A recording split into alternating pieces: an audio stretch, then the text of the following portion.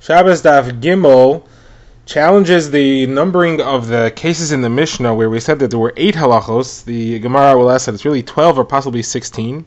That will bring the Gemara to a discussion of, is there any halacha where one is pater, he is not chayiv midaraisa, and that it's actually mutter, it's actually permitted, or all cases that one is not chayiv daraisa are still forbidden midarabanan. Then the Gemara will discuss the halacha altogether. Why is it that when the halacha is shared between two people, they're not both chayiv daraisa, they both accomplish the malacha together? And then the Gemara will begin to analyze what exactly is an akira. When we say that we're moving an object from being at rest to being in transition, which stage of the transitioning actually brings it into transition? Gemara will discuss a few cases of that. Then the Gemara is going to want to know, when somebody's hand is sticking into a different rishus than he is actually standing in, what is that hand? What is the status of that hand? Which rishus is that? Is that the rishus he's standing in, or some other rishus? And then the Gemara will want to know, when you have a situation where you violated a halacha and it's getting worse the longer you leave it, did Chazal block you from fixing it in order to make sure that you don't do it again? Or did they allow you to fix it so that it shouldn't automatically get worse on its own? So the Gemara begins its discussion by asking, why is it that we had 8 cases listed in the Mishnah? There are really 12 halachos. Again, what were the 8 things we had in the Mishnah? We had 4 cases where one person did the entire carrying and the other person was an inactive participant. So that one person is chayav daraisa. And then we had 4 cases in which the two of them shared the carrying action, and both of them violated the halacha derabanan, but none of them is daraisa. So the Gemara is asking, so in the first 4 cases, one person did all 4. Okay, that's 4 halachos. And then in the second set of 4, they both did part of it. So that's 4 halachos for each. That's 8 halachos altogether. In each of the 4 cases, there's 2 halachos. This one violated halacha midarabanan, and the other one did. So that's 8 halachos. Together with the first 4 is 12 halachos. So we should say that there are 12 halachos. So Gemara says, I don't understand you. So then there should be 16 halachos, because in the first 4 cases, we should say that the one who did all of the actions is chayav daraisa, and the other one, what he did is mutter. It's permitted. So you should really have 16 cases. Gemara says, no, that's not a question. The one who did nothing, and what he did is mutter, so that's all right. He's not counted as a halacha. He was not involved at all. So I'm asking that you have 4 cases of one person doing an Isser D'Rabbanan, 4 in those same 4, the other person also did an Isser D'Rabbanan, is 8 altogether, and then you have the 4 where one person did an Isser D'Oraisa. So you have 12. Gemara says, hold on a second. Is it really true that it's possible that the inactive participant is not violating any halacha? What he did is mutter? Don't we have a statement that all across Hilchos Shabbos, there's no such thing as a case where somebody is pater, but it's mutter. Well, what he did is not an Isser D'Oraisa, and it's completely permitted. It's not true. Everything which is not a D'Oraisa is a D'Rabbanan, except for 3 exceptions, and that's trapping a deer, trapping a snake, and squeezing pus out of a blister. But all other cases, you have to be at least violating an Isser D'Rabbanan. Gemara says, hold on a second. That's talking about where you were an active participant in an action which caused an Isser. So if what you did is not enough to violate D'Oraisa, it's definitely going to be Isser D'Rabbanan. But here, the person who just stood there and somebody took something out of his hand or placed something into his hand, he was like a rock. He didn't do a thing. So as an inactive participant, there are many infinite cases in which you didn't do anything wrong and it's completely mutter. So therefore, back to our discussion, that does not count as a halacha in Hilchos Shabbos, and we only have 12. So again, we want to know, how come our Mishnah only listed 8 and not all 12? So the Gemara answers, when we listed the cases in which somebody violated a halacha d'Rabbanan, we only listed the ones which are Asur D'Rabbanan, because they could end up being an Isser D'Oraisa. The ones that are D'Rabbanan but can never develop into an Isser D'Oraisa, we didn't bother to mention.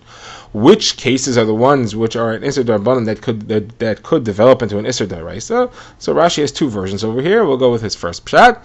It's where you did a hakira, where you took an object at rest and made it in motion. You didn't do the rest of the carrying, but you did the first step. If you did the first step, you could very easily accidentally go on and continue and do the other steps. So that is an Isser D'Rabbanan, doing the first step of the carrying process, which could later turn into an Isser D'Oraisa. So those are the ones we listed. But if all you did was the last step, for example, somebody else put the object in motion and crossed it over from one domain to another domain, and then you came and took it from him and put it at rest, so that can never turn into an Isser D'Oraisa, because all you did was the final step, so he didn't bother to mention that case. Now the Gemara asks, why is it true that in a case where the carrying action was shared, nobody violates an Isser D'Oraisa? Again, let's review over here. The carrying action is, there are 3 steps. There is the taking an object at rest and putting it in motion. That's what we call Akira. Then there's the taking the moving object and actually crossing from one domain to another. That's the act of Hotzah. And then there is the taking the moving object, which is now in the second Rishus, where it has arrived, and putting it at rest. That's called Hanacha. Those 3 steps, Akira, transferring, and Hanacha, that's what makes an Isser D'Oraisa. If we said that if somebody only does 1 or 2 of those steps, he violates an Isser D'Rabbanan, but in order to violate the Isser D'Oraisa, he has to do all 3 steps himself. So the Gemara is asking, where between 2 people all 3 steps were done, why is that not called an Isser D'Oraisa that they both did? They shared it, they accomplished it together.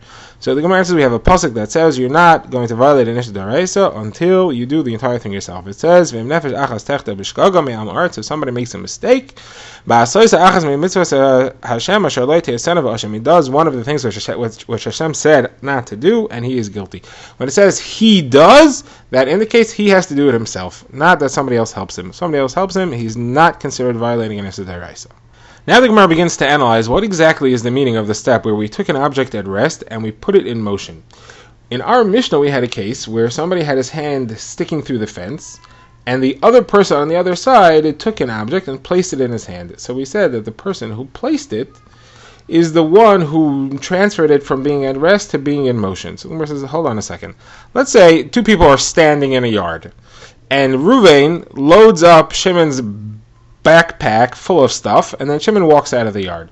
Is that the same thing? You're going to say that Ruvain is the one who put the object, the things that he loaded into the backpack. Ruvain put them in motion, and then Shimon walked out of the yard. He didn't do the Akira. It was Ruvain who did the Akira? I mean, that sounds like what you're saying here. You're saying that there's a hand sticking through the fence, and Ruvain put something in the hand. You would say he did the Akira. So, is that what that means? Zimmer says, no, it's not the same.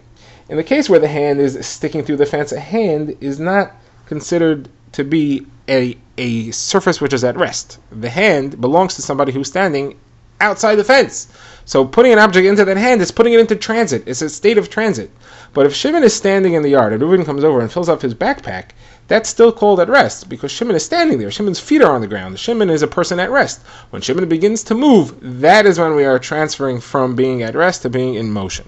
Now, this conversation was a question that Rav had asked to Rebbe, and Rebbe's answer. The Gemara, interestingly, quotes here that Rebbe said to Rav, listen, you're a great man, but you should not ask Rebbe questions in a Masechta that he's not learning, because you might embarrass him, because he might not know. He focuses very strongly on the Masechta that he's involved in. This one, he happened to know the right answer, and he wasn't embarrassed, but in the future, you should avoid that. Now, Rebbe says, it happens to be that what Rebbe answered you was correct here, and I'll show you that there's a brisa that has a similar case, and that's where somebody loaded objects into his backpack that he was wearing before Shabbos. And then he walked out of the yard on Shabbos. And the Brisa rules that he's chayav. He did the entire Akira, transferring a Hanacha all on his own. We don't say that the Akira, the uprooting, happened before Shabbos. Loading the backpack doesn't count as the Akira. Walking out with the stuff on your back, that's called transferring from at rest to in motion, because when you're standing on the ground wearing it, you're considered to be at rest, and the objects are considered to be at rest. Okay, now the Gemara moves on to a new discussion, which is related. When you have a person standing outside the fence, let's say he's in the public domain, Rishos Harabim, and he has his hand sticking through the fence into the Rishos HaYachid. What is the status of that hand? Is that considered to be the hand itself, something that's placed in that hand, is in Rishos Harabim, where the person is standing, or it's in Rishos HaYachid? So Abaye says it's clear that it's not the Rishos where the person is standing. It's not Rishos Harabim. How do you know? Because we saw in our Mishnah that if the homeowner who is standing inside the gate takes something out of that hand, it's viewed as if he only did the Hanacha. He only brought a moving object to rest.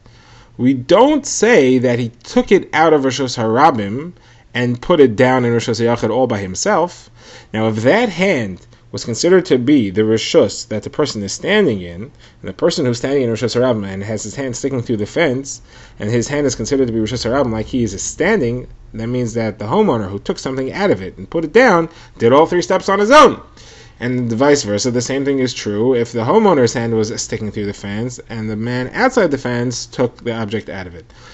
But we don't say that. We say that it's only considered like he took an object in motion and put it at rest. So obviously the hand sticking through the fence does not get the status of the land, the rishus in which the person who owns the hand is standing. The question then is, what is the status of this hand? It's some kind of a middle status. And Abai wants to know, does it count as a karmelis? So here we need an introduction to what the 4 domains of Shabbos are. So there are 4 possible zones as to where an object can be located on Shabbos. It is not defined by ownership, it's defined by shape of the land, the topography. We're not going to define it now, but what they are as follows: is Rishus Hayachid, a private domain; Rishus Harabim, public domain. Transferring from one to the other is a violation of an Issa D'Oraisa. Then there's a middle level. It's called a karmelis. Transferring to a karmelis, or from a karmelis, or from karmelis to karmelis is an Issa D'Rabbanan. It's a rabbinical prohibition. It is a rabbinical creation. It's between public domain and private domain. A 4th domain is called Makam Patur. That is no domain. It doesn't count as any domain at all. Transferring to it or from it is not violating any halacha. That is any place, any space, which doesn't count as a domain because it's in the air. It is either stuck on a wall or it is on the top of a pole or something like that. It doesn't have a surface that is 4 tvachim by 4 tvachim wide, and it is above 10 tvachim high, 4 amas by 4 amas wide, and is above 10 tvachim high, meaning it's in the air. These are the 4 domains. Now, Abai wants to know, this hand, the person whose hand it is standing, let's say, in Rishus Harabim, and the hand is sticking to Rishus Hayachid. So we have established that it's neither domain. Is it a karmelis, maybe? Is it this middle level rabbinical domain? That's what Abai wants to know. What's the difference? The difference will be as follows. If it's a karmelis, then the person would not be allowed to take his hand to draw his hand back through the fence where he is. Think how he is. He's standing in Rishus Harabim. His hand is sticking through the fence, and it's holding, let's say, a ball. So his hand, if his hand is a karmelis, what is he supposed to do? He can't drop the ball because that'll be transferring from the karmelis to Rishus Hayachid. He can't take the ball with his hand back to the other side of the fence, because then he'll be transferring from a karmelis into Rishus Harabim. So he'd be stuck there, and the rabbis would say that by creating that his hand has the status of a karmelis, we would make him be stuck there the entire Shabbos, can't take his hand through the fence. There is no solution, and this would be a punishment for him to make sure that he doesn't stick his hand through the fence again and take a ball in it, because that is coming close to violating Hachas Shabbos, and we would therefore penalize him by making him be stuck there all the time by giving his hand the status of a karmelis. That's a biased question. Is that true or is it not true? So the Gemara says it appears to be a machlekes tanaim. We have a brisa that has this exact case: somebody whose hand is full of fruit and it is sticking through the border from Rishus Harabim to Rishus Hayachid. And there are 2 opinions. One opinion says he's allowed to take his hand back, and one opinion says he's not allowed to take his hand back. So the Gemara wants to say maybe that's exactly what they're arguing over. His hand, which is sticking to a different rishus, does it have a status of a karmelis or not? Now the Gemara is going to offer about 5 different ways of understanding this machlokes that does not decide a biased question at all. So first version, the Gemara wants to say no. Everybody in this Mishnah agrees that the hand is a karmelis. If so, why does one opinion allow him to draw his hand back to where he's standing?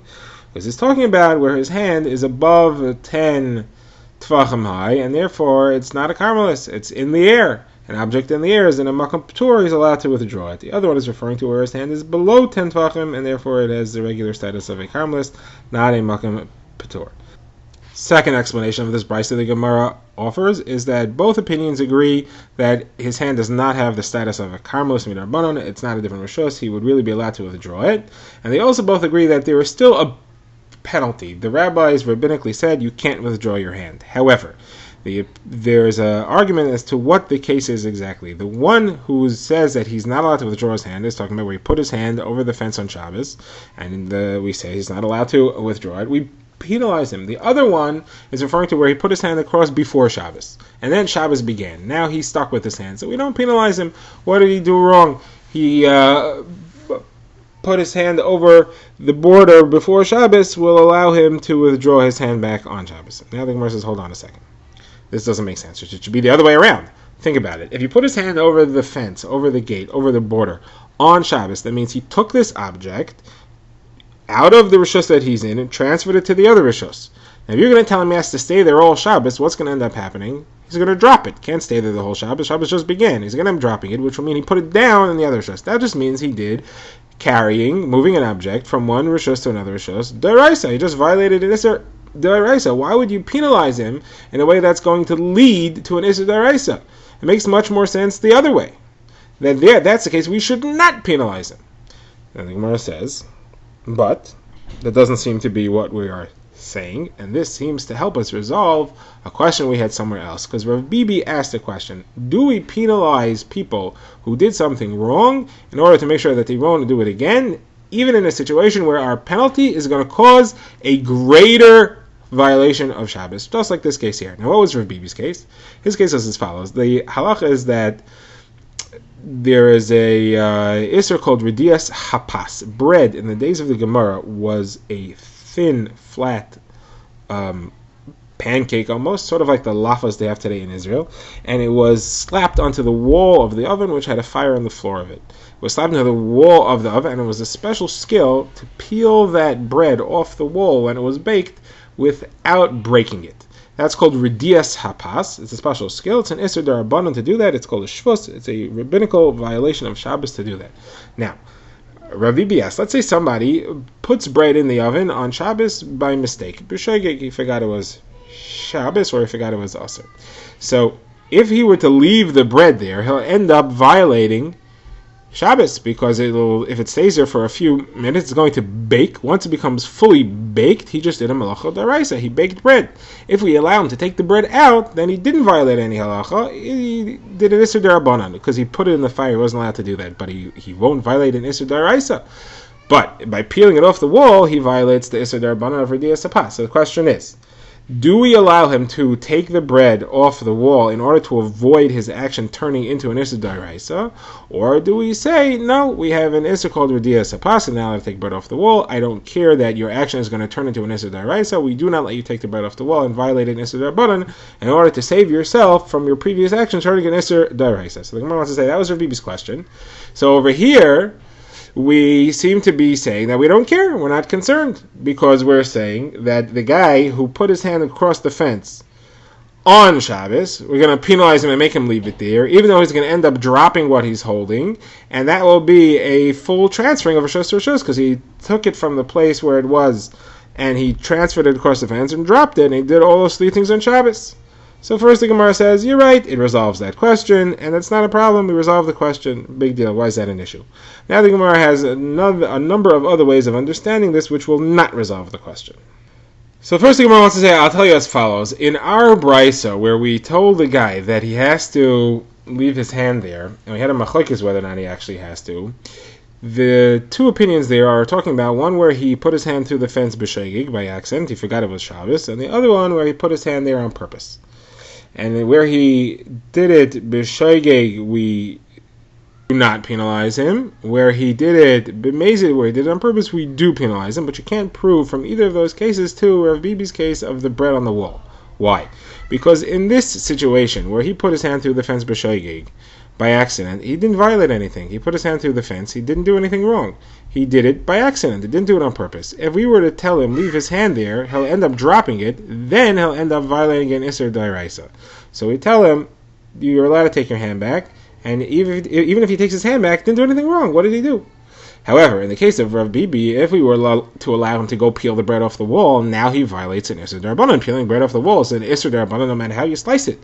So we're not going to tell him you're allowed to peel the bread off the wall and break an Isser D'Rabbanan in order to save yourself from an Isser D'Oraisa, which is only b'shogeg.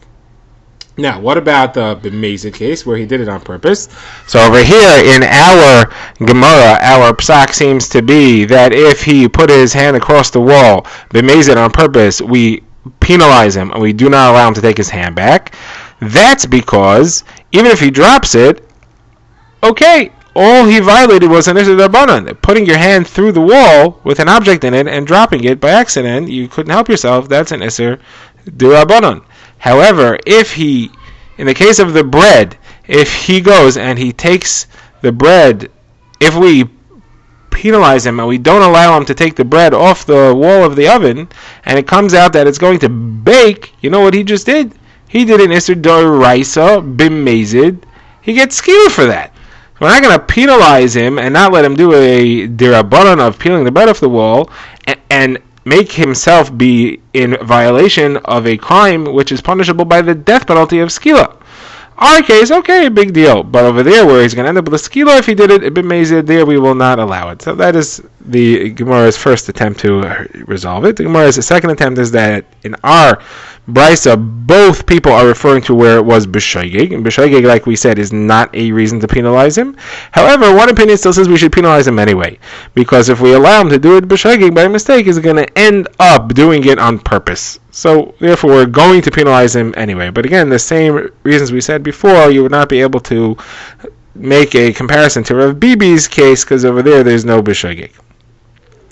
The third answer the Gemara has, that this discussion really has nothing to do with it. Here, the two opinions in the Brisa as to whether he's allowed to remove his hand back or not are not really the same case. The one who says he's allowed to take his hand back is talking about taking his hand back into the rishus where he's standing. That we allow him to do. But the one who says that he's forbidden, he's not trying to take his hand back to where he is. He's trying to take the object with his hand sticking through the fence and toss it into a third rishus. That we say he's not allowed to do. It has really nothing to do with the case of Rav Bibi. So the Gemara asks, what's the difference? How come you allow him to take his hand back into the rishus he's standing in and not transfer it to a third rishus? The Gemara says, very simple. We're trying to penalize him. If we make him put it back where he started, he didn't accomplish anything. That's a penalty to make sure he won't do it again. But if you allow him to throw it into a third rishus, that is quite possibly still accomplishing the purpose that he had in mind. And therefore, it will not help. And we would have to penalize him and not allow him to do that.